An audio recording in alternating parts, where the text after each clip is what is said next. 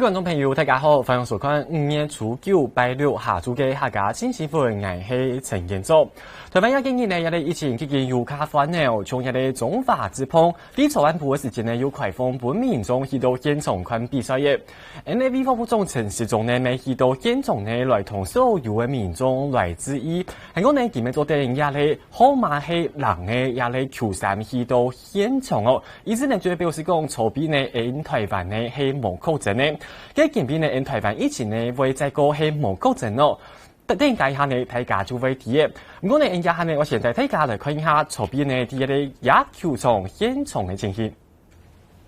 我們今天是零確診，所以我背後應該是一個零。立法副總陳時中做球賽開場神秘嘉賓，現場睇到東九莫堂道嘅范副長。中華職棒提醒中，韓國有台中主機球場開放球迷入場。陳時中喺支持嘅下面強調，台灣經驗落法防疫戒斷。我們要熱火防疫，熱火防疫。那球賽看球，這是最標準、最好的一個熱火防疫。防疫除了我們跟病毒的生理戰之外，也是一個心理戰。總統蔡英文雖冇到球場，唔過喺比賽以前沒有樣片，喺大螢幕同球迷致意。直接在公司大肆宣揚說，對我要去看球。東九幕比賽後看呢，林小姐仲出上架啲下晝4點鐘就來排隊咧，係清早來到現場球迷，還有一個爸爸沒搶架，同家3名奶爺下後吃住空間上面書，準備愛見證歷史。他們3個小朋友今天有很興奮嗎？非常非常，在家昨天晚上就一直在吵啦，就是一直在說希望可以趕快來球場這樣子。其實你可以看到，在這個球場的這個位置上呢，有一些部分的座位貼上了富邦 Guardians 的貼紙，大概每隔2個位置就有一個貼紙。那坐下來的時候呢，你隔壁是沒有人的，可以保持大概1公尺以上的這個社交距離。文化處大最尾唔好精彩行來行去，咪做唔得事東西。同到球迷認為也全世界疫情很嚴重，中華職棒順勢開始比賽，也係開放1300入場，結見同好嘅，期待就慢慢來。富邦 Angels 同組隊同球迷持家互通，吃到同歡喜，球員同教練係那種，明認為喺台灣防疫做到同好證明。在主場當然有自己主場的球迷進來加油的話，對球員來講，他本身就腎上腺素就會往上升哦，對表現就多少都會有影響。我很多朋友在國外，他們可能都沒有球打，也有看到很多小聯盟球員，他們其實都還在自主練習而已。就是我們現在還有球可以打，我覺得應該要很感恩。陳時中喺第3球咪去到英文轉播現場接受訪問，強調也係動態地經驗嘅演繹，韓國沙來2次關啊，開放2000人，同時喺台中主持球場，球迷未同鄉。中華職棒開始比賽，這個變作為全世界第一，向國內外媒體關心。防疫新生活運動沒有一類同好開始，記者綜合報道。今下呢，這裡看到呢有同多同好看野球球迷係非常非常嘅搶哦，已經等呢同久，都會籌備總算有一個球賽好看呢。佢唔單止球迷同搶，連一個球員韓國有教練，未到講呢，也係一個台灣嘅職棒呢係全世界頭例開放民眾去到現場看比賽嘅國家。其實呢也正經係台灣嘅防疫正經係做到同好。佢下來呢係會用嘅呢來解除相關嘅管制措施呢，就看台灣嘅疫情會用嘅來變化。而家呢又接到一個清醒嘅消息，就係講中央流行疫情指揮中心嘅記者會會前後10分鐘將來開始，嗰種呢近邊嘅記者會會到下晝2點10分呢將來開始，嘅現場情形還會繼續啲同鄉親來掌握。下來呢從大家呢來講到，就係講。一個同道嘅各項工業開始看到一個野球基金解封嘅，其中有同道嘅傳營業啊，韓國有從天陽營業者，未到同關心講，一條呢到底哪樣事你咪將做得來解封咯？現在呢對疫情發生到咁，其實呢政府有提出同道嘅防疫措施，一條防疫措施呢對一條業者呢生理都有造成動態影響哦。而且你看到呢鴉片呢係啲天陽營咯，跟民眾籌啲地度，也呢大家話去天陽營看天陽時間呢都要用梅花草。嗰啲梅花草一草啊下去，故說呢一種天陽，啲地度呢可能將加13年看天陽天天也按用业绩一类业者实在係挨唔下去哦。然後呢，韓國有從鴉片係啲傳統地度，啲傳統呢嘅亞下睇價為示範咩係愛用一個梅花草。韓國呢從一度卡下邊空間度方呢，嘅做定地度呢咩話用一類用呢攞佢隔開來，希望呢一度人下呢相互之間為保持社交距離，幾個同人一下認真講同講一起，嗰種呢咩唔好出去吃飯，也咩對同到調解勝利造成動態影響。嗰種呢一個相關的關鍵措施內容是將會解封咯。啲錯別嘅事情呢，指揮中心就要同大家講咧，就係講假使呢大家要來嘅防疫措施做好來，都做定呢來解除相關的限制，也條關鍵措施係乜嘢咯？而且應該是呢就清楚用呢就係講一條保持社交安全距離，限係為做到。其指揮中心推別同大家講，就像係幅度為保持1.5公尺距離，係我哋地方外係1公尺，按用嘅社交距離限係要求所有嘅業者為來配合嘅。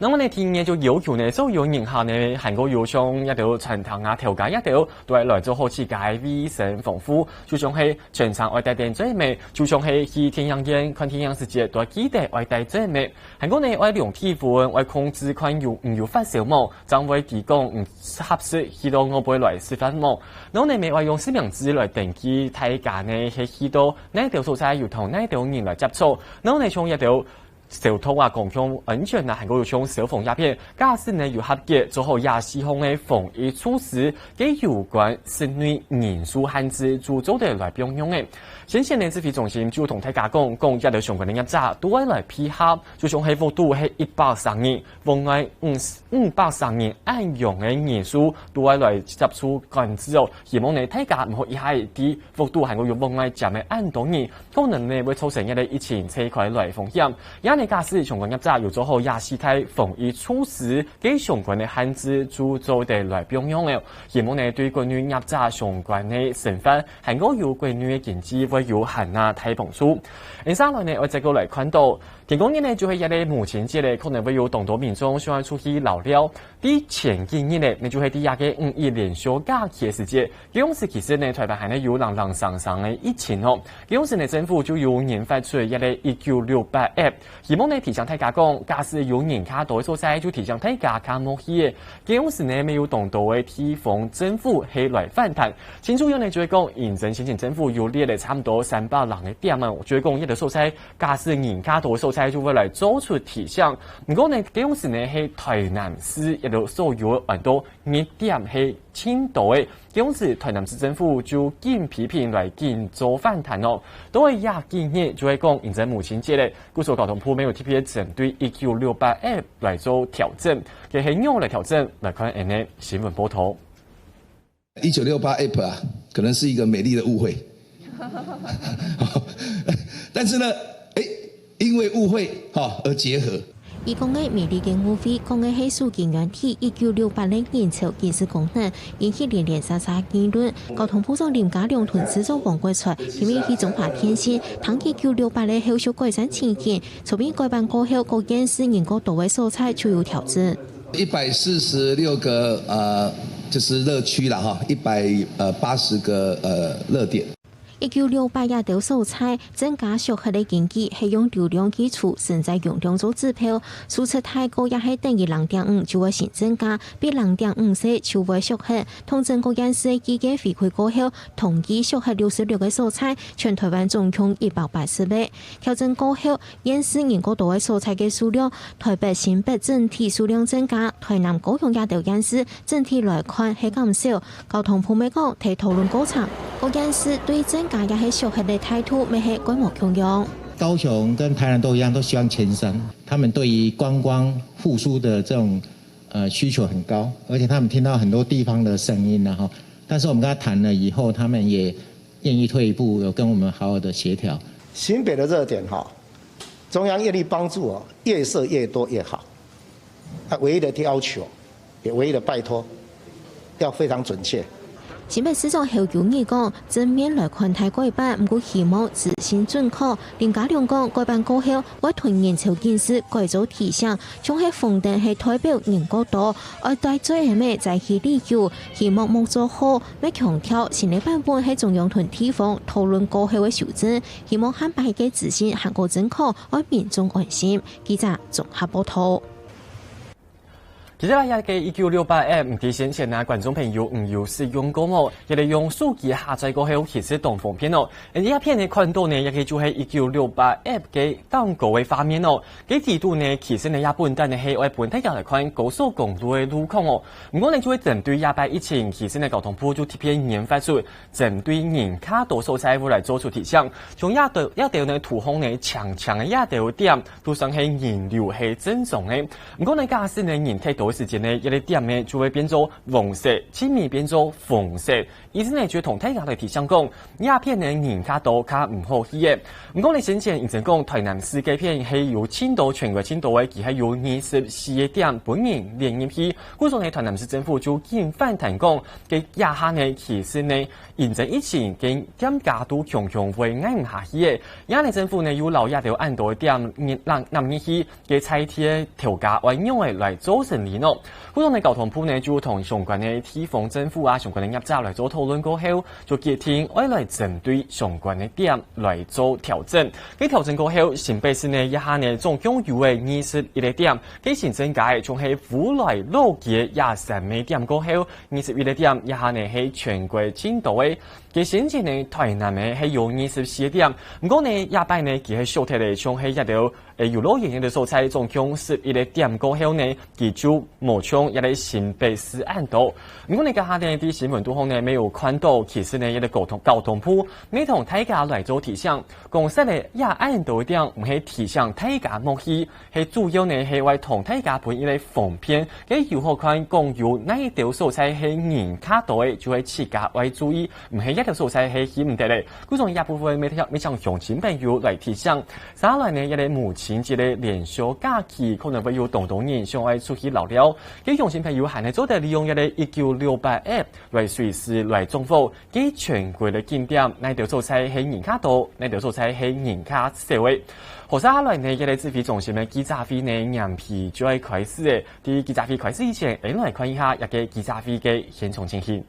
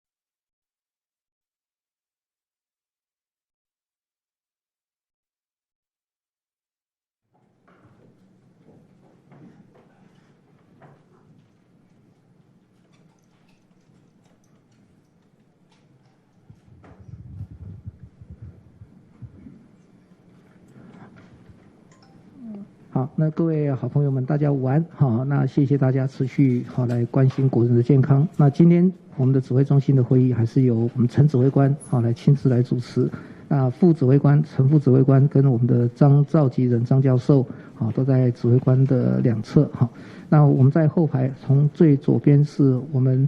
研发组好，也就是我们食药署的署长啊，那个吴署长。那在我左手边是我们医事司的实司长，也是我们指挥中心医疗应变组的副组长。那在我右手侧是我们社区防治组的庄副组长也是我们的发言人。啊，现在就请指挥官跟我们大家来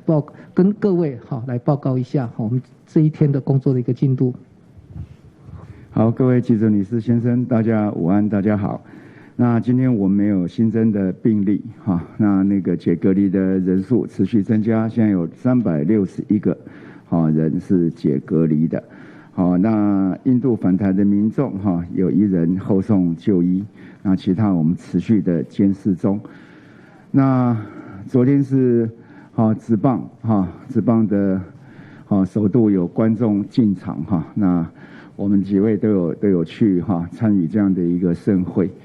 那我看大家观众球员都非常的高兴。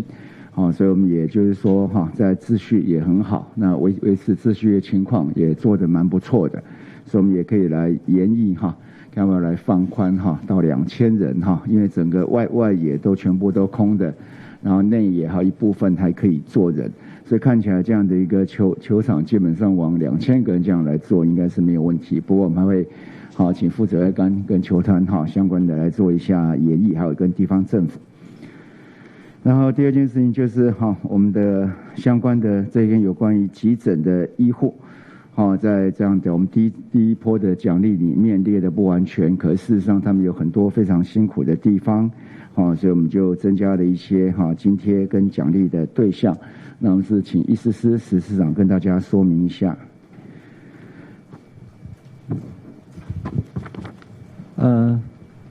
指挥官还有我们各位媒体的女士先生，那么这边昨日呢，这个行政院已经通过了这个追加预算那么我们也在奉这个指挥官这个指示之下呢，那么也修正了我们的这个津贴跟奖励要点并在今日呢发布。那在以下呢，跟大家做几个重点的说明。第一个呢是扩大对急诊医护同仁的奖励。那么事实上呢，我们全国200家的急救责任医院呢，在疫情刚开始农历年前呢，其实就已经开始动员，那么纷纷设立的发烧筛检站，就开始执行了病人分流。那么随着疫情的增温，那么在很多社区采检的部分呢，也是由这些急救责任的第一线，那么急诊的医护在执行。那么同时呢，也在每天呢，那么担负起18000人次的这个急诊的急重症，那么伤病患的处置。所以我们在这一段疫情期间，非常感谢急诊医护同仁的辛劳付出。那么因此我们在这一次的奖励要点里面新增对于急诊部门有设置的负压隔离病室或者是单人病室，来暂时处理这个疑似或者是确诊个案的这个医护同仁。那么仿照在住院部分，那么以及专责病房，医师呢每人每日1万元，护理人员每人每班1万元。那在这里也同时补充那这边的医师的每人每日1万元，那么如果是按照日夜轮班的话，那么就是每班1人那如果是一天来计算的话，那可以同时那么申报2名的医师。那护理人员的话呢，是以8小时一班来计算，超过8小时的部分，那么最多到12个小时，那另外的那4个小时就会加计5000元。这是第一个部分。那么另外呢，所有的急救责任医院，那么我们也给每月的防疫奖励。那么对于一般级的急救责任医院，每月奖励30万元；对于中度级的这个急救责任医院的急诊呢，奖励60万元。那么重度级的，那么非医学中心的是每月90万元，医学中心含准医学中心是每月120万元。那么这些都从1月，就是今年的1月开始起算。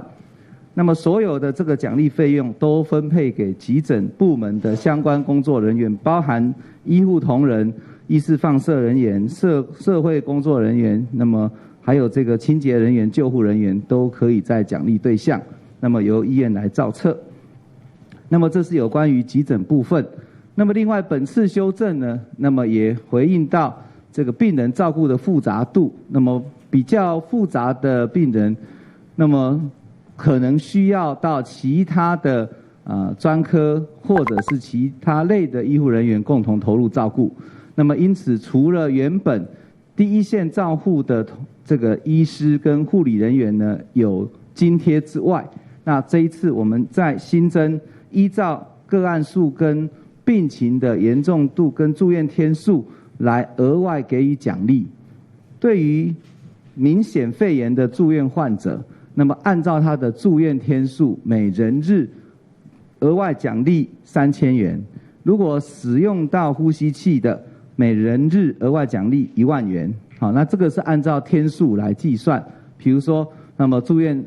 20天的话，好，那如果是一个肺炎的明显患者，就是加计6万元，由共同照护的医护人员，那么共同来这个奖励分配。好，这是这一次新增的部分。那么另外，在这一次的这个疫情这个因应里头，很重要的检验，那么也是至关重要。那么因此，我们在这一次修订的奖励要点里面也新增，那么设置有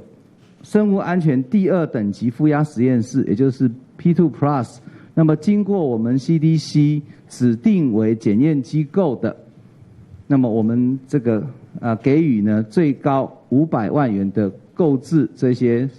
仪器设备的奖励费用。所以这是这一次所新增的重点说明。那么这一些新增的部分包含原本那么已经共发布了9大项目的奖励，那么相关的这个细节的部分都已经po在本部的官网上面。那么申请的作业须知，我们也会在周1来发布通知各个医院。那么原则上1到3月份的奖励费用，那么会请医院在5月31号之前全部造册，那么检送领去到本部来申请，随到随办，尽快拨付。4到6月份的奖励费用，则是在7月10号前来造册申请。好，这是以上简短的跟大家说明。那么至于还有团体绩效跟基层院所的奖励方案，我们也在持续研议当中，那么也会尽快的征询相关团体意见之后来给予公布。以上说明。好，在这里指挥中心还要特别对我们的医护人员相关的医疗机构表达我们的感谢。相关有一些费用事实上原来对严重度比较重的相关的这些补助或奖励本来没有，事实上都从1月起算。好，那我们现在大概整个的预算也通过了，我们应该跟大家好好的把这个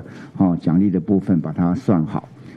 然后再过来就是其实我们的 FDA就已经有一个相关的快速审查不过大家可能对这个讯息都不是那么的了解，所以请这个 FDA 的署长还特别跟大家说明一下。大家好，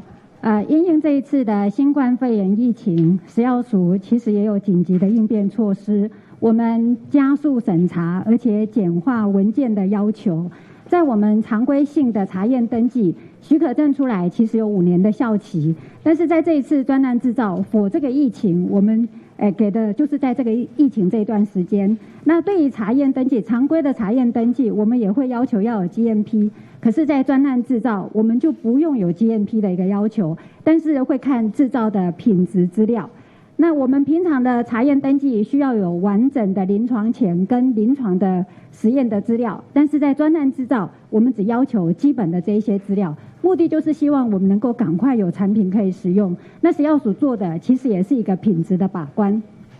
那另外，对于专案制造上市的这个法官的一个法规，其实我们在药事法的第48之2条就有相关的对这个一个整个紧急制造还有紧急输入的一个要求，所以因应这些紧急公共卫生情势的一个要求，我们需要有这样子一个文件，然后业者要来跟我们说他需要制造的数量，还有他是怎么计算的。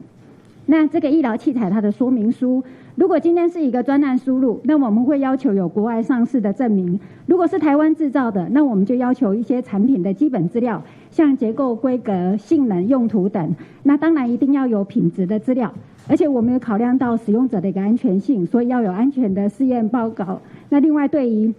人体使用的资料，还有风险利益的一个评估报告，这些其实都是已经非常简化的一些相关的内容。那另外我们其实对于一些参考的文件，也就像美国的 EUA 一样， EUA 就是紧急使用授权，所以我们也在我们的网站上面也公布了相关的一些申请专案制造的参考文件，像各位一直都很关心的检验试剂，所以在核酸检测试剂我们也有相关的这些参考文件，那快筛试剂也是，另外还有一项是呼吸器的一个 EUV 的制造参考文件，这个都是我们有在网站上面可以查到的一些内容。那大家应该也会很想要知道的就是说，那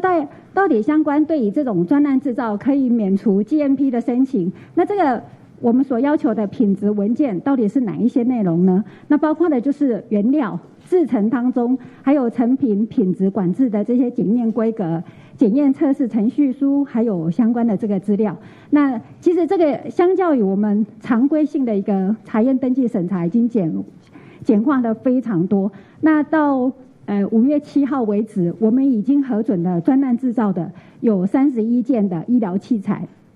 包括有医用口罩、隔离衣、防护衣、额温枪，还有检验试剂。以上报告。好，那接下来是我们张教授的时间哈。那因为这时候也跟张教授商量，因为疫情渐渐趋缓，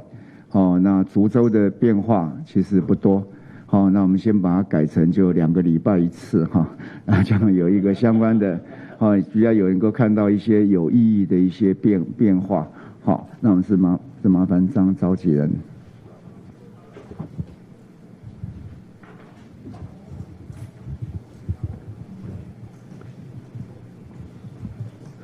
好，部长还有各位媒体朋友，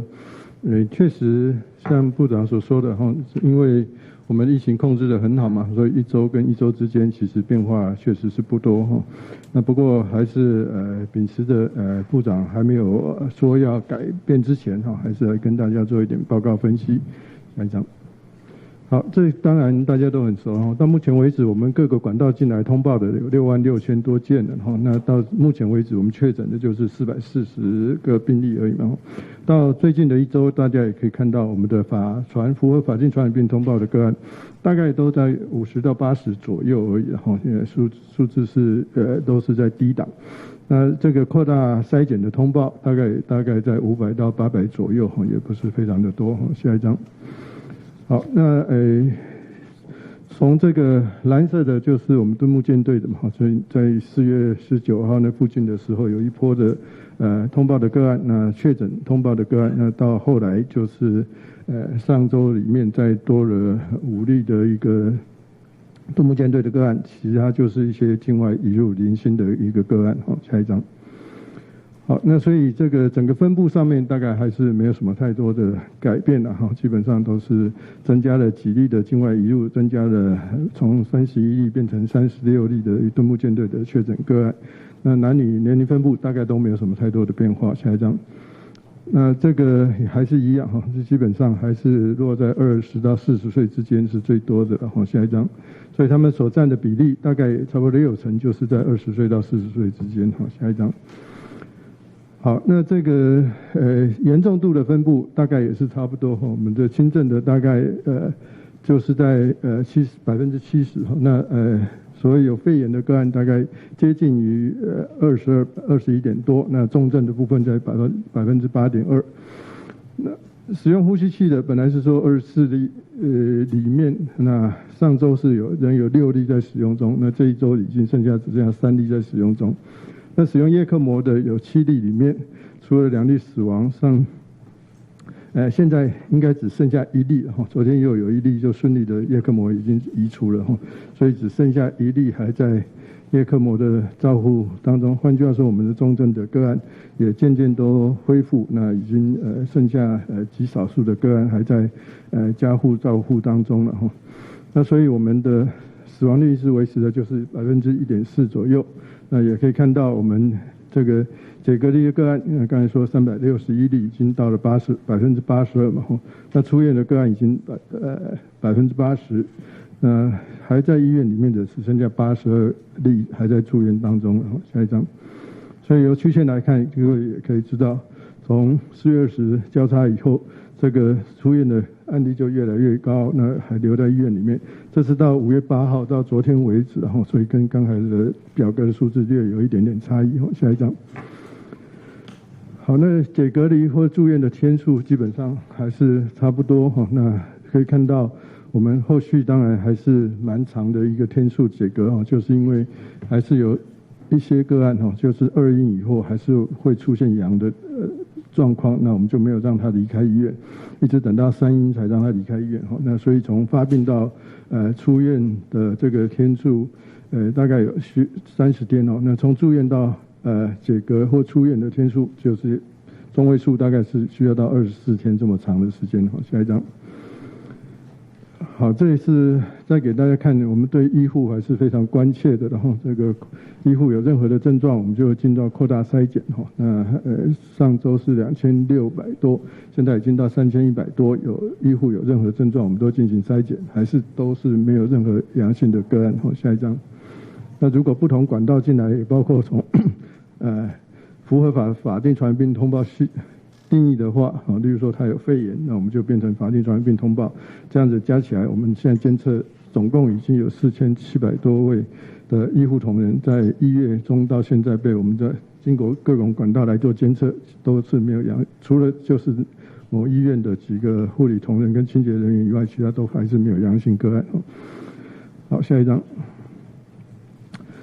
好，那我们当然很大的机会，也许就一直保持大概就在这样的一个数字左右了哈，也许还会少数的零星境外移入的个案哈，那本土的个案到今天已经是27天没有本土个案了嘛哈，我们平常这一小群人如果严密监视的话，我们看的潜伏期是14天嘛，观察14天没有发病，大概就不太会发病的机会了哈。那如果对一个群体，我们没有办法一个一个个别认真的监视的话，也许我们会观察2个潜伏期的时间，就是28天嘛。今天是27天了，明天就是满28天。换句话说，在2个潜伏期，如果社区里面都没有看到任何个案的话，基本上我们是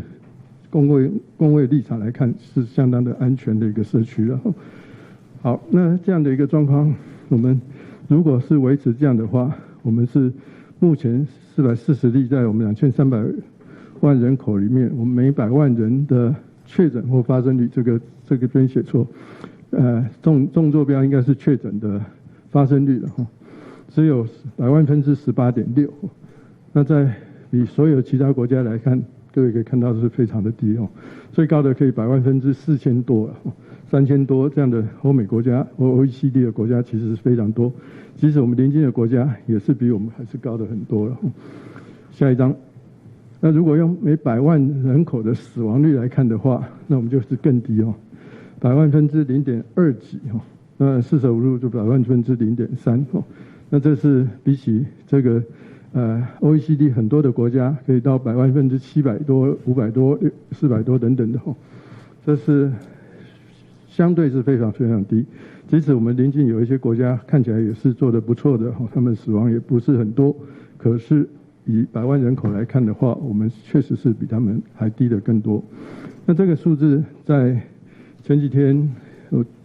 有英国的 BBC 广播公司来采访的时候，还有新加坡的电视台来采访，他们都特别注意到这个，我们台湾为什么可以维持这么低的死亡率？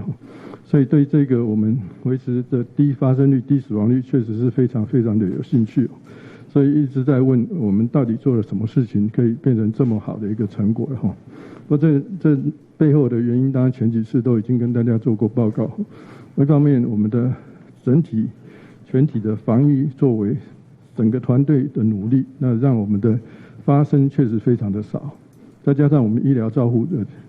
能力品质本来就非常的好，那量能上非常充裕的去应对这些400多个个案，那所以让我们的死亡率也是非常的低了。这样的成果，下一张，其实在我们2009年的时候，也曾经有很好的一个防疫的成果。2009就是在我们这个开始称作猪流感了，那后来叫做新型流感 H1N1 的新型流感的发生嘛。在当年经过整个冬季一个流行，到2010 1月的时候下旬的时候，我们因为 H1N1 而死亡只有38个个案，以每100万人口来算，只有大概1.6、1.7左右。那比起其他 OECD 的很多的国家，我们是相对是非常非常的低哦。这个柱状图的高度是每100万人口死亡的比例哦。那这个数字上是显示到底死掉多少人呢？所以这个以美国来说，到那个时候他死了2300多人哦。那整个死亡率大概是100万分之8左右了哦。那我们只有100万分之1.7、1.6左右，所以是比很多国家，其实我们都是非常好的也是一个很好的一个防疫成果哈。下一张，那这个经验里面哈，那很简单跟大家复习回顾一下哈。那其实当年是4月的时候开始在墨西哥开始出现这样的一个所谓猪流感的新型流感的流行传到人，然后之后传进美国，那在美国就很快被侦测到了哈。那是在4月下旬的时候，那我们在4月28号也就成立了疫情指挥中心。接着我们这里面除了4月27就定为法定传染病，然后之后也是对所有入境的旅客密切的去追踪，疑似个案的就是通报、隔离、检测等等的哈。那一直到5月20号，我们才出现第一例的当年的 H1N1 的境外移入的个案。那个时候我们正好，包括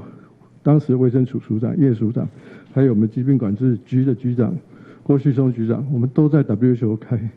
WHO 的会议，然后国内发生了第一例的确诊个案，所以他们当然也是一边开会一边要联络国内的一些防疫所有相关事情，等到署长的报告大会的报告结束以后，他们就赶回国来处理这相关的疫情了。下一张，那时候的疫情的从一开始我们跟现在也许也是非常类似，从开始的围堵到后来的减灾，围堵也是这个阻绝境外，然后边境管制，那另外当然就是对于个人跟家庭的防护，那到社区开始传播的时候，那我们就怎么样的去减灾，里面包括社区的防疫、医疗体系的保全等等哈。所以这里面当时的经验告诉我们，或者说我们当时的预想要做的事情，其实现在也差不了太多了哈，差不多都是这样的一个，包括个人家庭防护里面就手部卫生、咳嗽、礼节，那生病在家不要外出哈，就比较不会传染给别人。那社区防疫里面当然就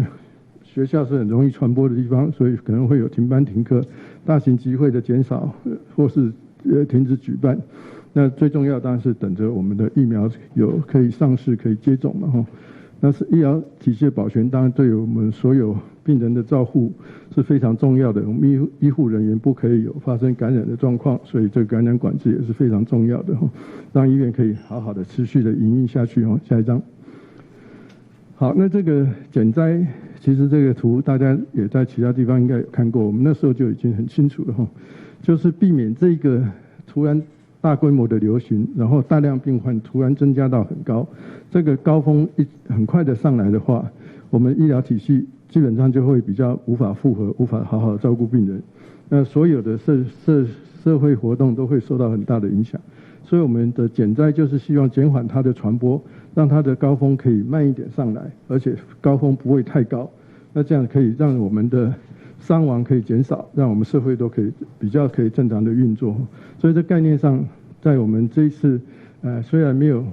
确实要用到这么严重的状况，可是在我们在一开始规划的时候，其实也都是一样，就是围堵如果万一不成的话，后续就是要做减灾的工作了。下一张。好，那这个我们后来到7月开始出现了社区的感染，然后7月中开始有第一例的重症个案，7月底我们开始有第一例的死亡个案，8月当时的疾病管制局就提供了流感的快筛检测试剂提供的药物治疗，那我们就是一直在等着疫苗的完整的上市了，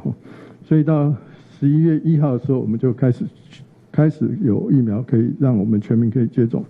那前几天大家也问到，一旦有疫苗的话，我们其实都预先会规划好，会有所谓接种的顺序。那不会说因为没办法一下就全民大家都可以接种得到，所以里面我们会有这个容易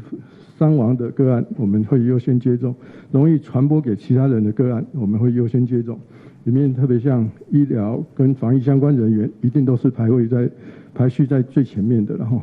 那不过当年因为有87水灾的关系，所以有很多的灾民，所以我们会把灾民也放在比较前面的部位。下一张。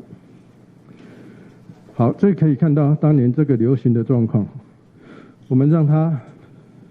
希望缓步的上升，不过到某一个阶段以后，其实还是非常困难。这里只是需要住院的个案，那轻症我们当时就是没有住院，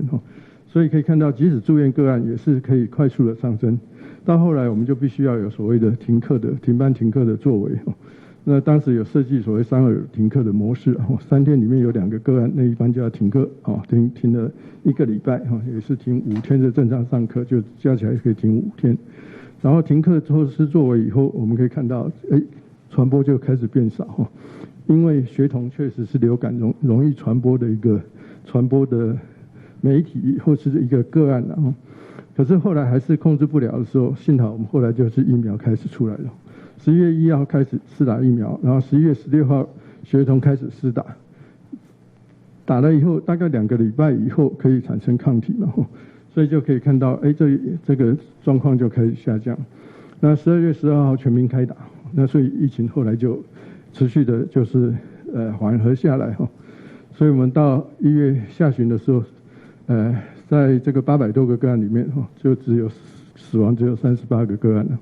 下一张。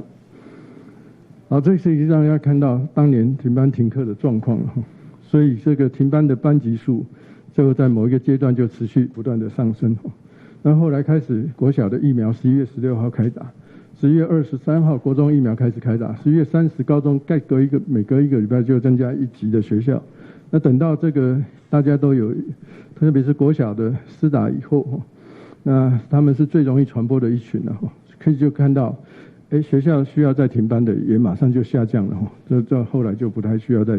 学校再停班了。下一张。好，那这个在8月的时候，其实很多人都当年的8月都已经在估算说这样的一个新流感会造成多少人的感染了，所以有很多的专家去推估，有过去的经验，那也有很多的模式去推算，估计大概会1/3的人或是30%的人会得到感染，然后也大概1/1000的死亡率，因为这是一个全新的这个流感病毒，是从猪的流感加人的流感加禽鸟类的流感基因混合在一起的，所以你可以看到这个媒体在8月下旬的时候报道说，这个来势汹汹，美国恐怕也会有9万人死亡了。下一张，国内的专家也是一样，推个头版头推估说，我们大概当时会有700万人发生感染。下一张。那700万人是大概也是差不多30%的感染的几率的意思，推估会有7000人的死亡，所以这个会有很多的模式或是公卫的预警，或是根据过去的经验去做推估。不过我常常说的是，新的一个病毒来的时候，不见得完全可以精准的去预估或推估。那包括这一次，许多外国专家也是认为，我们可能会是全球第2严重的一个受到中国影响的一个疫情的国家嘛。可是实际上我们做了很多的大家一起的努力，一起的作为，是可以去改变这样的一个推估的出来的结果了。所以这个，例如说这个头版头，当年其实也是一样，除了学校以外，军队里面其实就是很容易发生疾病传染的地方了，因为都是群体生活在一起，所以那时候国军在帮忙救灾当中，其实他们也有发生这个流感、新流感，然后得到很多感染的一些状况。不过后来当然也都是靠这个隔离开来休息，不再跟别人接触，也是可以控制下来。下一张。好，所以可以看到一直到6月，那我们后面的疫情控制都是非常的平稳。然后下一张。那到最后到5、6月的时候，我们死亡只到42例了，也是比起其他国家都是非常好的，非常的多。下一张。好，那这样的一个成功的经验，当然我们一方面跟人家分享以外，其实在当时卫生署还有我们相关部门，特别是疾病管制局也持续还是会检讨里面我们到底哪些地方做得好，哪些地方做得不好所以当时的指挥中心我们也有很多机会的报告，那跟大家做一些除了经验分享以外，内部也做了很多的一些检讨。那这些当然都是后来我们整个防疫团队到今天2009到现在11年前其实就已经做得不错了那今天可以做得更好，那确实也是我们不断的吸取这个或是学习这些经验。下一张。好，那那时候去参加 WHA 的会议，除了大会的会议以外，也有分组专家的会议专业的讨论。那这就是这个其中一个专业讨论的会场就是长这样子那可以看到这个角落后面这一排就是所谓观察员的坐的位置，那我们的台湾代表就在这个附近下一张。放大来看，这就是台湾的代表这也可以看到石崇良师长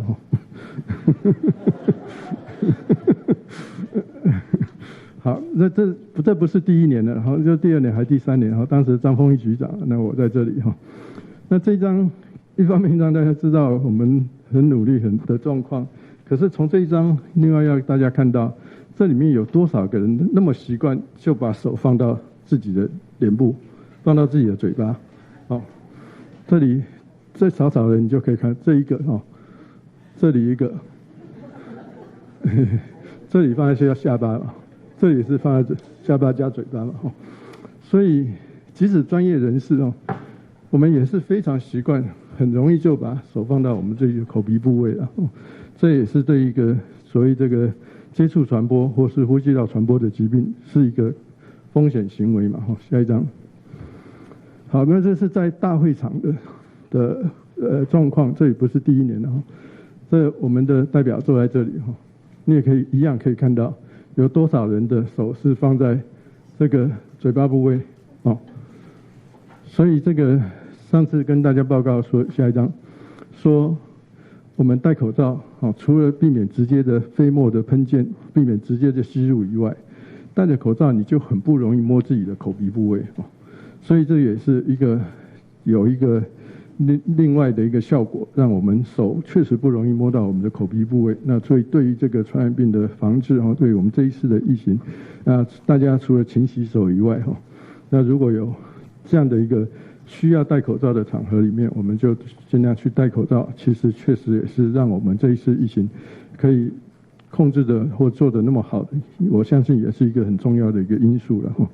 好，那就以上跟大家一方面分享一些事情，那一方面也再次的谢谢大家有正确的报道，那让我们的民众都可以知道怎么样防范疾病的传播。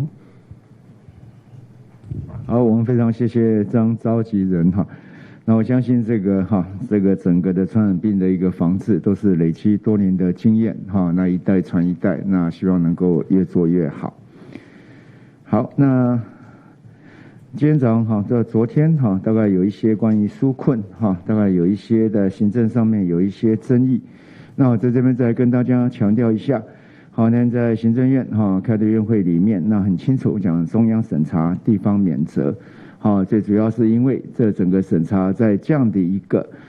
相关这些比较困难需要纾困的人它相对的在边缘所以相对的资料不清楚，所以为了让地方能够在审查上面更能够有信心不会有困扰也就是说如果能够尽量那我们不会对地方这样的一个究责那至于中央也不能从这里面就是说就跑出来，那中央当然要负责最后一个审核的责任。好，那我们的基本的态度我昨天也讲过，就是我们宁可错发也不要漏发因为相对的资料本来就不容易申报的很完全。好，那另外有提到就是说大家就是说有资料如果完备，那我今天有看到大概有些县市政府就是说这个礼拜1就要来发那事实上是很难的了我们当然是讲说资料完备的情况3天审查5天拨款。好，那如果资料不完备需要中央再来做相关的一些查核跟资料的核对的话那最长不会超过2周，所以时间序是这样子。那我要特别讲就是说，在这里面我今天早上刚才稍微晚来了一点我有到卫福部里面去看一下，那事实上这我们也马上召集了大概将近100位，不管是本部的员工或我们的相关的署，还有一些义工都一起来帮忙，那希望能够把它尽快做好。那所以我稍微晚了一点，在这我要谢谢那很快我们相关的大家在放假的时候愿意被我们召回来处理相关的事务，所以我觉得我们绝对不会去拒收了我们就已经讲过中央要负最后审核的责任在，所以有一些案件地方觉得有困扰那就送上来我一定会帮忙做。但是另外一方面也要稍微呼吁一下，有一些就是已经是很明确的案件了，就没有必要这样子一个再送到中央来再审，一看就很清楚的可以过或不可以过我今天早上看了一些，其实我坐在那边的话，有一些案件心算都可以看得很清楚的啦那另外有一些案件用眼睛一看就知道不会过的因为我看到一个案件，他就写说他的收入每月3万5，那就不会过了那还送到中央来审查，事实上是没有必要了嘛所以这当然大家都很辛苦，这我知道，那有很多的困扰，那我们有地方也没有讲得很清楚那相关的资料本来就不清楚，所以我们基本的原则，我们就希望说地方政府在这里在第一线直接就可以核的资料已经都完备了那就赶快审核，赶快把钱发下去。那资料觉得不完全的，或者不容易一下子就来做判断的需要我们再间接相关的资料来看的话那送到我们中央来我们中央就会帮忙把这件事情做好。不过在时间上可能就会稍微的延宕就会稍微比较慢那我看到真的是有一些真的是可以直接核的一家人看起来他那个银行的存折也有送来，那就是2000多块，那经常的走都是上百块的在进进出出那收入就是说他好像是一个洗碗工那这样餐厅都没人叫一起那去年洗碗工那收入都很少其实那个都没有问题的了那种大概就是要检查一下是不是有劳保或其他的一个保险不过我们急难救助这平台行之非常很久了所以你把身份证把它 key 进去，马上一按就知道有没有相关的保险在。像我说这种明确的而且在地方马上可以做的，我们特别要拜托地方大家一起来把这一部分能够排除掉，能发的就发了尽快从速从简。那至于觉得有困扰的那地方相关的承办的人员觉得不敢这样去核发的那就送到中央来那我们慢慢的帮他核对整理清楚所以大概第一线资料完备的，我们还希望3天审查5天拨款。那另外的就是如果是比较不清楚不完备的，我们最晚这2周也会把相关的程序都把它做完成。那地方的钱都已经拨下去了如果地方有时候审查的更多需要更多那我们随时会根据地方的需要把钱往下拨所以也希望就是说地方大概有2个，一个我刚才讲说能够清楚的资料完全的要求拜托地方就及时的把它审查完毕。那或者有时候觉得地方自己觉得量能不足，那需要中央一起来做的那也把它送上来也没关系，我们会尽量做总是这个是一个非常辛苦的相关的我们的国人那所以1万块可能不是那么多，可是对有些人可能是及时雨那虽然大家都辛苦，那我们还是尽量把这件事情把它做好来。在这里还是要再对我们区公所相关的承办人员的辛苦，还有我们今天来的这些志工牺牲的假日都表达我的谢意我想这是一件有意义的事情，不容易做但是我们大家努力把它做好那以上跟大家做这样的报告。那这个问题现在可以提出来。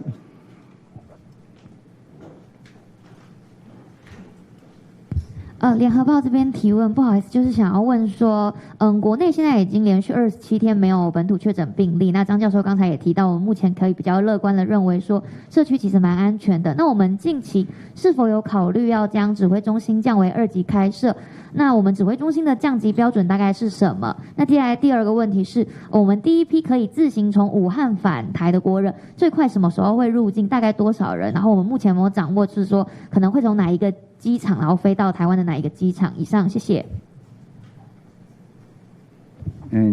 也有想过要降级了哈，不过我们现在还是在相关的还是在1级的标准之内了哈。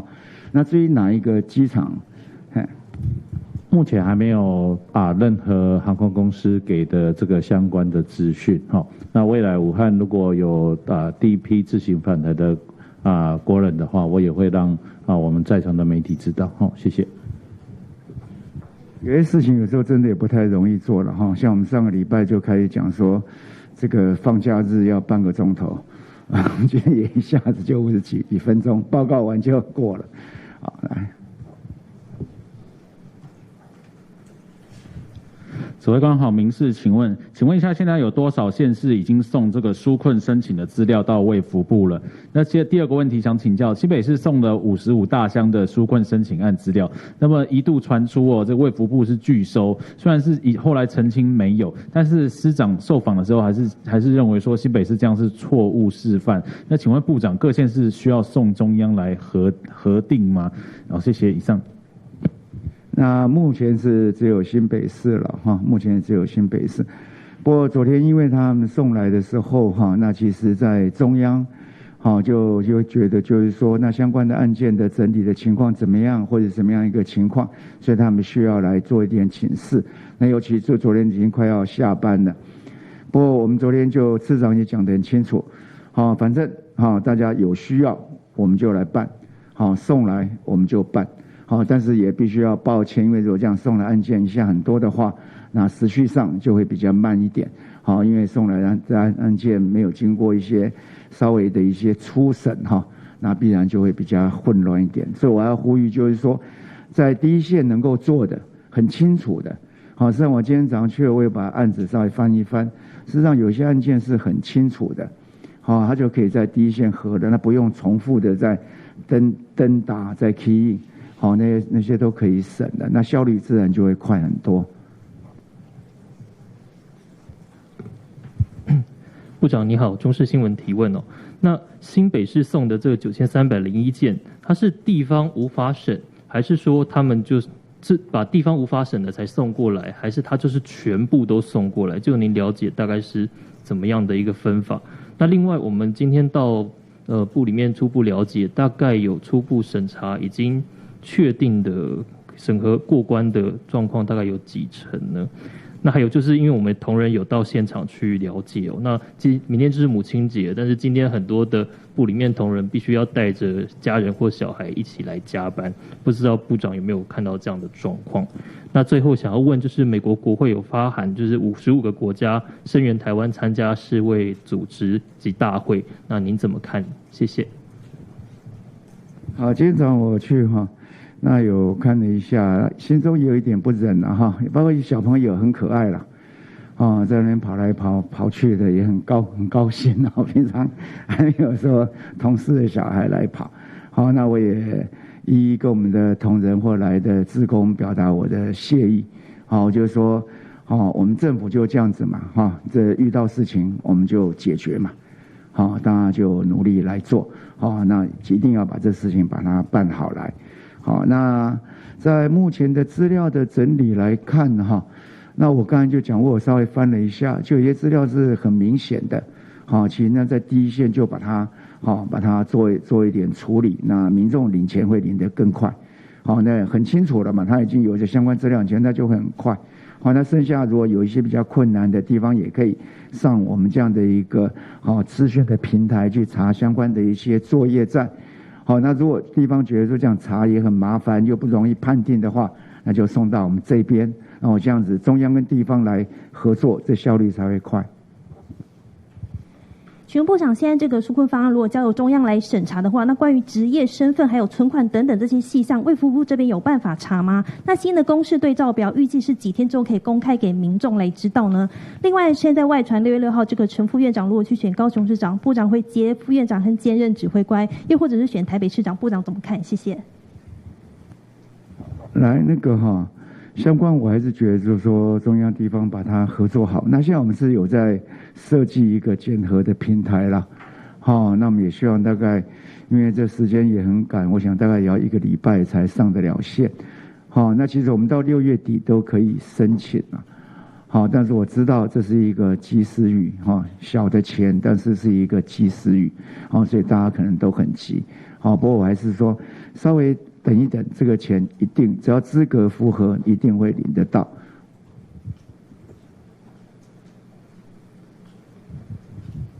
哦，至于那个不要问我嘛，然后选举那种东西，我怎么可能会在这边讲啊？好了。不好意思，想请教一下，昨天有公布说，各县市政府能够评估符合4大防疫和安全条件后，店家可以恢复营业。不过不少地方政府还是对于8大行业不愿开放，那么店家还是无法营业。想请问指挥中心这边还会有什么样子的措施吗？谢谢。我们再观察看看，不过我在强调，我们那不是针对任何一个行业或职业别，好，我们是一个通案。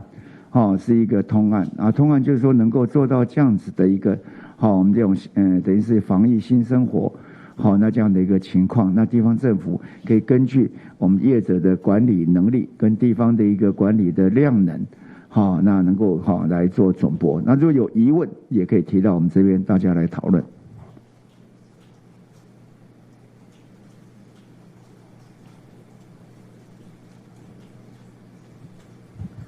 那个你好，健康传媒，想请问一下，就是先问张教授，刚刚的报告里面有提到，特别提到 H1N1 在疫苗施打的时候，停班率跟疫情特别会下降。那可是那个是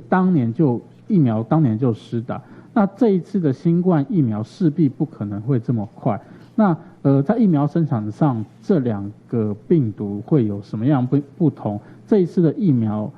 大概有没有您的资料？有没有什么时候会出来？那什么时候能够完全掌控这个疫情？因为国际的疫情还是非常的严峻。第二个想请问一下部长，就是说在纾困啊，刚刚有特别指到，就是地方能够做就尽量能做，可是地方他们面对的是基层的第一线的情绪，因为我们看到画面，民众的情绪都非常的比较波动比较大。那他们有没有可能是说，为什么地方他们会，您说可以审的，他们会送上来，有什么样的样态原因？你们有什么评估？为什么他们会把这些，你们认为直接可以审的，他们不审，然后也直接就递上来给中央审？那如果给中央审跟地方直接审的话，那为什么您有说时间差嘛？那为什么那个时间差大概会有多久？那我这边是想询问，就是说是不是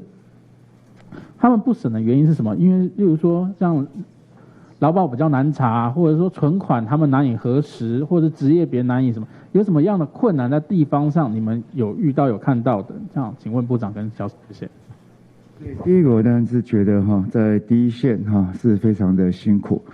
因为这次在我讲就是说就是1万块嘛可是政府的钱也没有办法这样子没有经过一定的程序跟一定的样态就任意这样子发那所以大家觉得好像就是说在自尊上有的人会比较强一点，会觉得有一点受到伤害就讲不是清乱这些钱实际上我就做艰苦的你就给他猛一大堆，所以情绪上就不稳定。所以在第一线里面承受这样的压力，我要表达我的歉意跟谢意了那第二个在中央会比较上来的，就是到上来的案子都会相对的有一些困难，就有一些资料可能必须要来查得更清楚的。所以我刚才讲就是说，其实在第一线有时候劳保这些东西其实都容易查，因为是我们的急难救助原来的系统那样的平台就可以查得到。那相关公所的人员长期也都在承办这样一个急难救助的业务，所以那一块应该算熟。那至于比较不容易的，大概就是在收入面，他会觉得说在收入面他很难去担这个责，到底是这样的报的到底准不准？所以我们一再强调，就是自然有切结了，我们就会去相信他，就来核。所以在这样的情况下，如果地方觉得这样子核压力很大，那中央就可以来帮这个忙。那电脑相关的讯息，我们也会写好程式，也一并会给地方在查核上更方便。总之，这东西一定要双方来合作的了，因为有时候这东西，你光是送打包送出来，那就要一点这时间的点收，要一个这时间到审好，要再送去，这里面时间也会蹉跎一些。不过我想我们都尽量快，我们12天就讲就是说，既然已经公开承诺要12天，所以我们12天内一定会把它完成。有关于疫苗的部分，就是新型流感疫苗，当年我们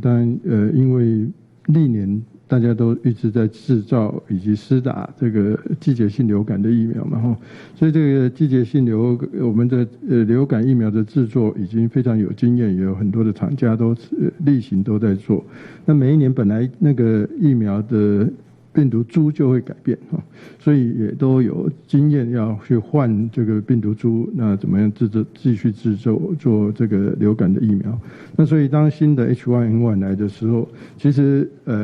比较容易预期，那时候的预期大概就是大概半年就可以制作出新的疫苗来。那至于这个新冠病毒的疫苗，当然过去我们都没有对冠状病毒的制作疫苗来施打在人体身上，所以这个部分当然相对是它的困难度，从一开始大家就认定可能会是比较困难的了。所以最乐观也是说半年以上，那可是多数的专家大概觉得半年大概还是不太够的，所以也有一些推估可能1年1年半的时间。不过这个一方面当然从那个时候到现在我们的生技医药的科技的进步，那所以当然也有更多的模式去制造疫苗了，所以有时候不能那么精准的预估说到底是会需要多久的时间。运气好的话，那顺利当然也许就是半年多1年，那可是如果不是那么顺利的话，也许1年1年半当然也是有可能的。那比较悲观的人当然是也许会想说或许需要更长的时间。所以这个因为过去并没有制造这个成功制造人的冠状病毒的疫苗的经验，所以这个当然比较难去推估。好，我们已经超过了半个钟头，那我们今天的记者会就到这里，还要再加一题是？好，来再加一题来。指挥官想请教，指挥官想请教一下，因为我们今天已经连27天都是本土零确诊，想问一下说，我们之前也开放了长照机构一些探视的部分，那相关于其他医院的部分一些探病陪病的一些措施，我们有没有在眼里可能会有一些开放的状况？谢谢。指挥官还有各位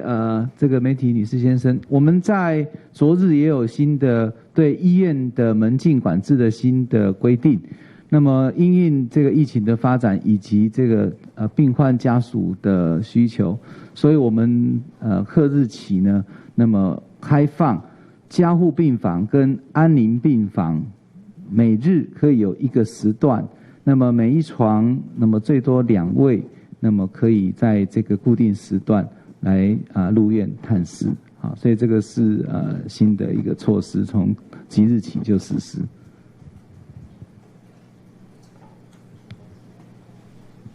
部长您好，想要请教一下，就是大家都很好奇，昨天您去开球，然后那个中指指帮你觉得好不好看？就自己看了感觉怎么样？然后第二个是比较是这一次疫情趋缓，很多人都有好奇说，现在生活已经是否可以回归常轨，包含像是一些时间点，公共运输我们戴口罩、保持社交距离，还有梅花座这些防疫措施什么时候会舒缓？另外包含职棒什么时候可以容纳2000人，以及非本国籍的外籍人士入境不用14天，这些大概何时会上路？谢谢。问了3种有两种答案都没有那么快了一个就外国人入境的这管制那毕竟国外的疫情还算是严重的嘛然后第二个就是口罩可能我们现在才刚刚推动防疫新生活，才1个礼拜而已，你就说什么时候要把防疫新生活总是要推动一阵子嘛。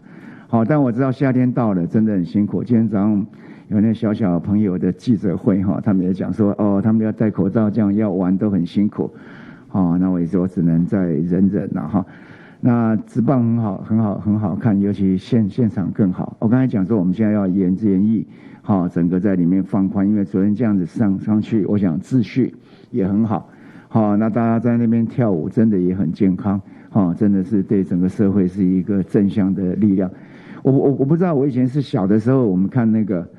小的时候看那个棒球都没有这样在跳舞真的大家都起来跳舞这样子大家都动，跟着一起动，其实这还蛮健康的蛮健康，我觉得很好好，大家有机会再一起去看嘛好，那我们今天记者会就到这里，谢谢大家。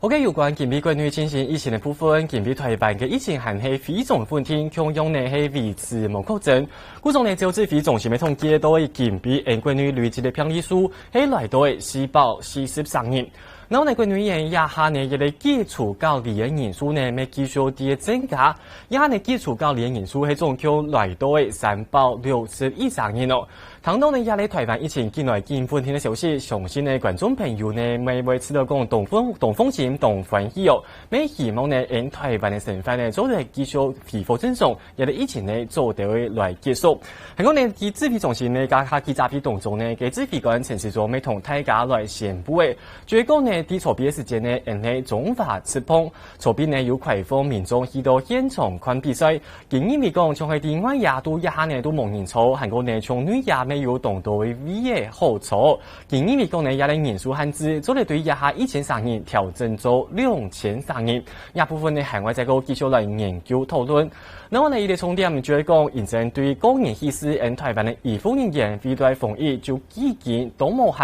限制裁。故此呢，指揮中心就宣布，會針對所有嘅急診嘅醫護鴉片，會來納入相關嘅津貼，含個有獎勵範圍度控。一個範圍呢度控呢就表示講，假使呢嘅醫院呢有符合隔離病房，含個有嘅13人嘅病房，假使呢相關嘅醫護人員要去照顧可能也係確診呢一條武漢肺炎嘅患者，嘅意思係一日有1萬元，然後呢從護理師係一般有1萬元按用嘅津貼來鼓勵所有嘅醫護人員，也針對關於衛福部關於疫情進行嘅部分。第款係關於進行疫情過後呢，應見比客家青新聞與嚟貼片單元為大部分大家，一個單元呢就按到，按照你看到一個按到客家高數強下來防疫，按照你看到呢，一片有當到客家高數家調呢都有創造出當到同防疫有關嘅歌曲哦。先主要呢就係講，認真對台灣對發生疫情都見，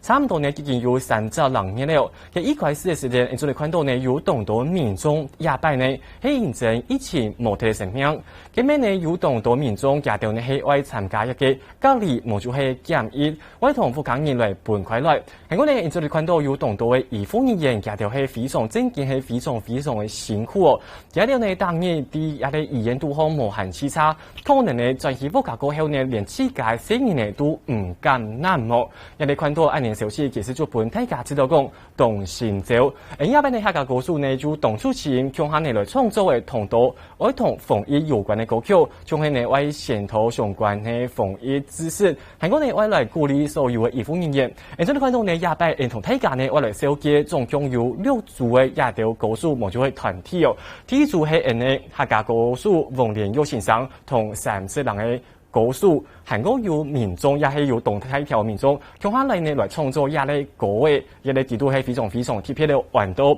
Yes We Can。那我哋聽嘅就係呢客家妹陳明珠佢亞拜呢係同家好朋友全面樂吹創作嘅陳明珠愛寫書亞條歌嘅，搞大家呢來寫書來宣導防疫知識。韓國嘅題材呢，然之後你看到呢，從係一嚟 iColor 一嚟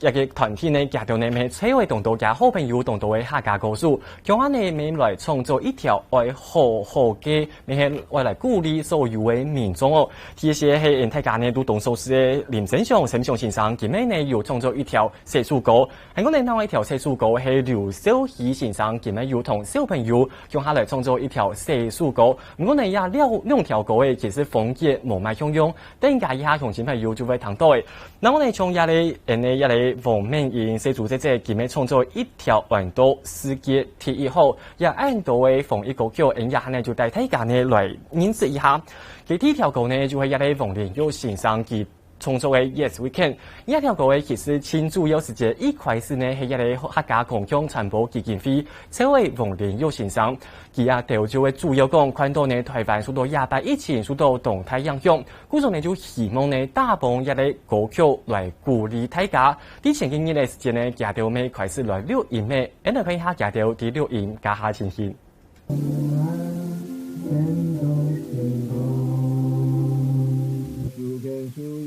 錄音現場全部係有名嘅人，歌手記到嘅製作人王連玉嘅指導下，發揮自家嘅特色，有人表現出小暖，有人展現力頭，用目強嘅上落全世界加油，強下做指導嘅老溫儀，除咗從歌之外，咪強烈青島後生人加入表演。客家文化到也個年代嘅，其實要有乜嘅新嘅作為，要有乜嘅新嘅樣式。係講看一條國外嘅 MV， 我講很多新面孔啊，其實也很少可能係下一代新嘅客家推表嘅一個演藝人員歌手嘛。希望客家啲嘅語言呢，本下一代人聽得到啊。佢寫講後生人嚟唱，呢個貼片冇空檔。啊，因為客家人啊，過去嚇當時人呢，係新嘅歌，尤其係唱本全世界人聽。呢部嘅搶救熱情堅持，王連玉持到台灣安團結，關於合作控制之外，咪填少個字，所以這該東西日本送咗一本中國嘅詩詞，山川二別，風月通天，改編咗歌詞，表達搶救法師台，大家都係生命共同體。山上一別，世界亂紛紛，風月通天，搶救訴苦難。亞達世界就講。不自尊，你才艱苦偏遠或等等，以怎樣嘅生命陪伴等啦，一種生命嘅共同體嘅一種嘅感覺啦。對一個疫情當中啊，哈，所有受到苦難嘅人、受到影響嘅人哈，表示一個關懷啦，哈。王連玉每天陪伴台灣傾協嘅日頭感同多，對歌曲嘅最美寫嚟 Yes We Can， 每要按到歌手將嘅上改重出來，帶伴大家見面嘅日頭落星希望。客家新聞只用準數費線特別報道。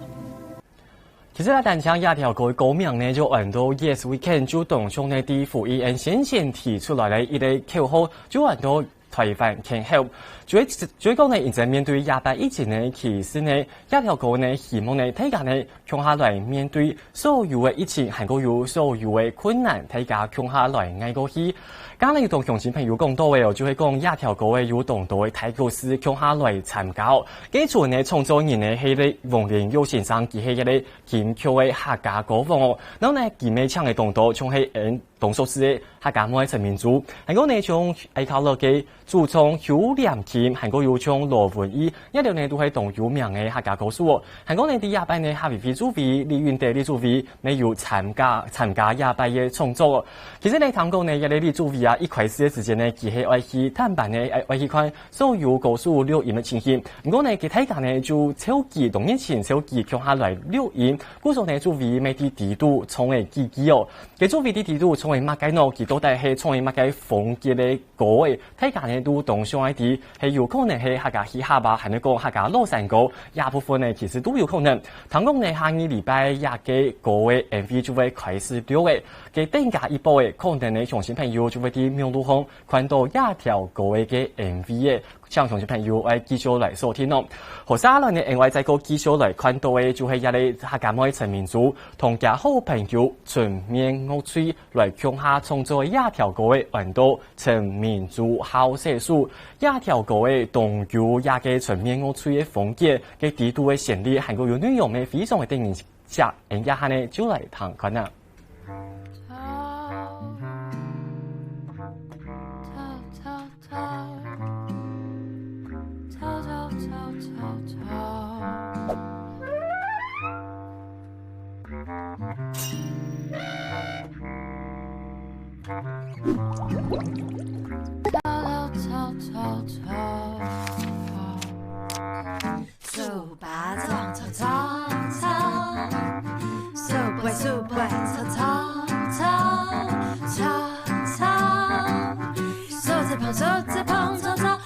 起来，吵吵吵，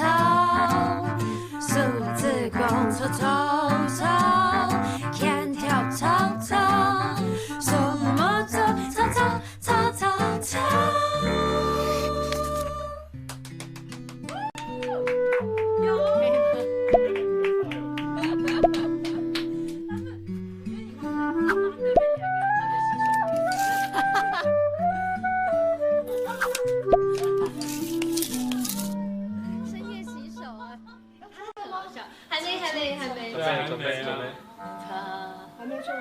还有第二个。哦，那放心。可是这个歌词谁抽啊？一直抽。来喽。会突然苏醒哦，苏醒，数八个，数龟哦，手背，数字不，头脖子，给你了，手牵起来。数字弓，手指弓，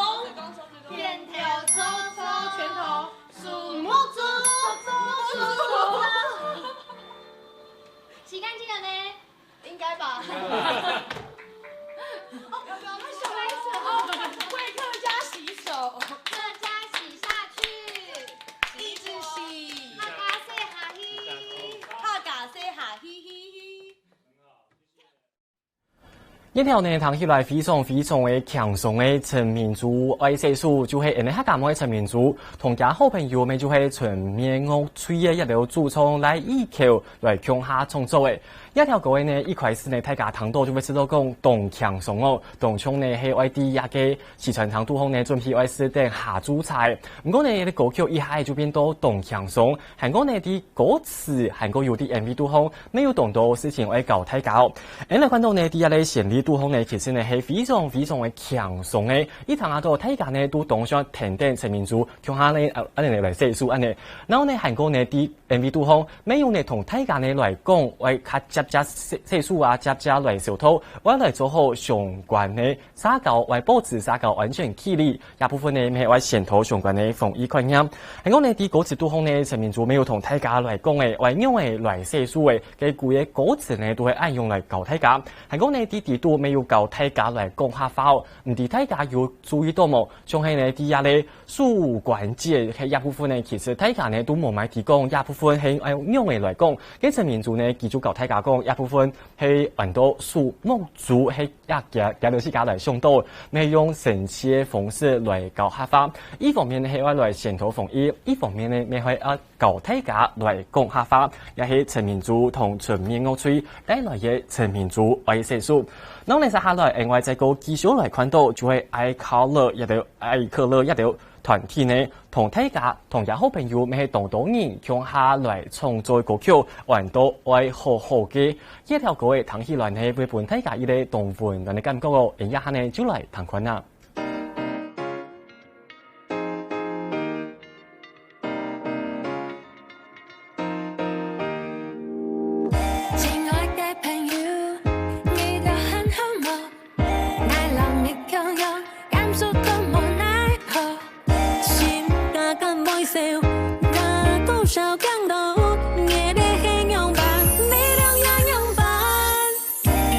写起来，风再带起来，气温凉起来，环境比身躯好来。真的爱地会发光，印度的为什么去掉？对生发度情多，情给期望。爱，好好嘅，好好嘅，好好好嘅。爱色爱灵爱水爱光，爱光天平安。爱，好好嘅，好好嘅，好好好嘅。爱。愛會是嘅家面，愛好好嘅，好好嘅，好好好嘅，愛寫愛教愛義愛愛，愛寫在落大樹，愛人意用意愛人慘，愛闊真假愛實子面愛人離口下。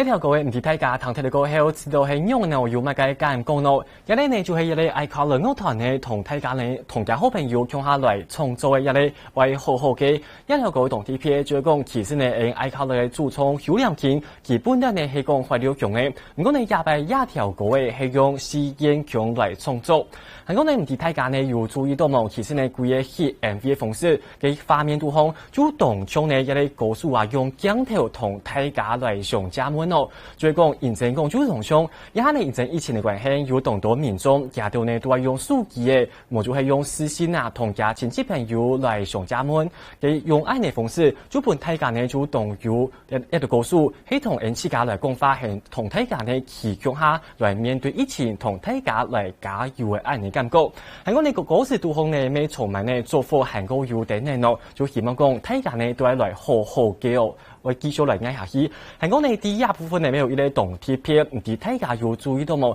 幾時都各位都好，還會聽到動唱街上，我相信呢，可能家下呢動到民眾都冇聽到，一下呢再個本大家來聽一擺。對生活都情動，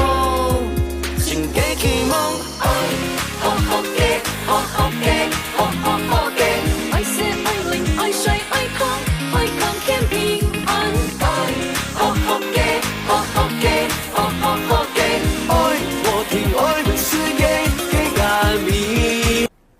如果家下呢，大家按到歌手從嘅為好好嘅呢，聽起來就從動唱嘅嘅個個嘅動唱嘅聲，其實呢，一個嘅啊本大家呢都有一個動有精神嘅按呢感覺哦。韓國呢一個創作嘅團體呢，家頭就認為講，一個嘅呢其實呢係行業那啲成分都向動家看到嘅也都痛苦咯。嗰種呢同大家呢有動集圈動成分嘅感覺，嗰種呢就會用愛用嘅方式呢來創作，家啲創作都好，希望呢會同所有人來加油，也係一條。愛考樂創作嘅愛好好嘅，再來呢，另外再個繼續來看到呢，就係一個林生祥佢創作嘅寫書歌。其實呢，一個寫書歌呢，做啲2008年就創作出來嘅，嘅嗰個都好呢，係包含嘅動作。然之後你看到呢，也係嘅林生祥同家某嘢嘅咧，細細妹強下創歌嘅創作同歡喜用嘅，因呢個一聽起來呢，就動有親情溫暖嘅感覺，嚟來聽一下。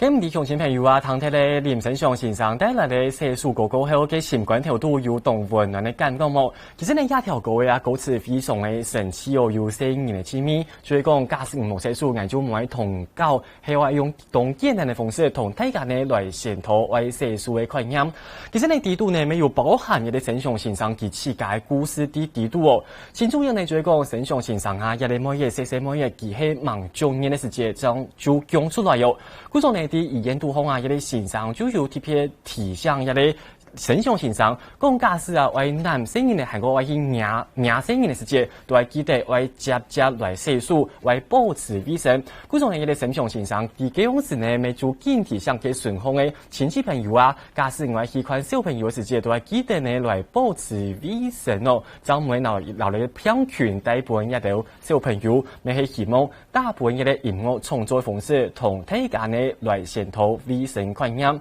然后呢，接下來呢，我再過來談到呢，也嚟就係呢寫主這動法條嘅寫主這哦，佢亞班呢，沒有創造一條環島世界第一號嘅亞條客家歌曲，佢歌曲呢，聽起來呢，咪係非常非常嘅有精神，非常非常嘅神快咯。就談過呢亞條歌嘅係輕強動會洗腦嘅風衣歌曲，而家呢就嚟談看啦。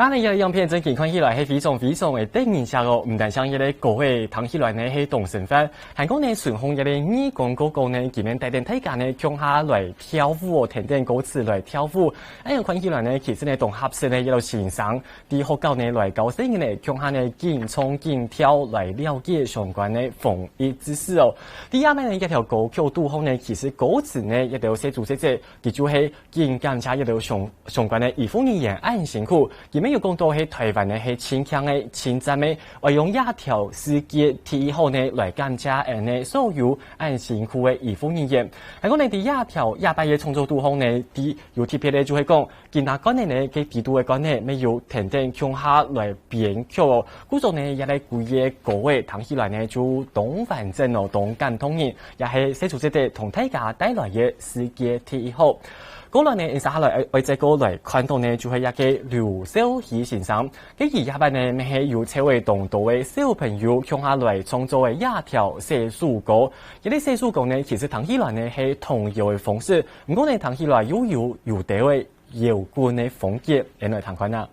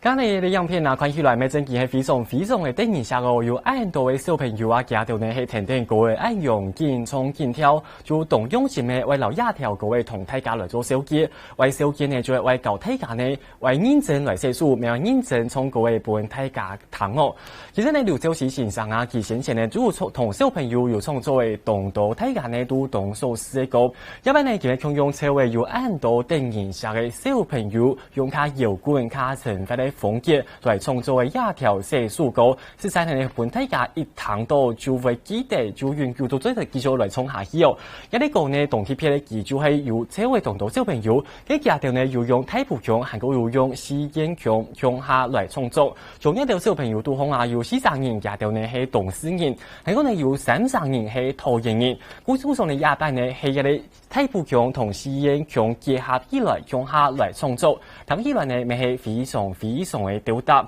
嘅歌詞呢還有有幾嘅歌曲呢，睇起來呢咪係非常非常嘅甜甜，非常嘅叮一下，為搞大家來寫書，還有呢會用音樂來對抗疫情。整件呢係啲課堂上啲學校上係線上搞大家，無論係防疫，亦係搞客家，都聽錯用嚟到嘅歌曲。我見邊呢同大家小姐按到嘅客家歌書，第一擺防疫期間同大家來創作嘅客家歌曲。每當成望一條客家歌書係非常非常用心，第一擺嘅防疫期間，客家呢沒有盡一分心力來聽防疫。咁以上呢就係廿擺嘅客家新新聞，感謝大家收看，我係陳延祖，大家再會。客家新新聞，客家 Live， 本唔清醒嘅一起之心。我係陳延祖，我係希里定。當日早晨對報紙條版來關心國內外有哪條重要消息。下晝2點要開記者會，隨時同樣路況來關心疫情嘅情形發展。請收聽客家電視 YouTube、網站、Facebook 和 Telegram，隨時掌握客家新新聞。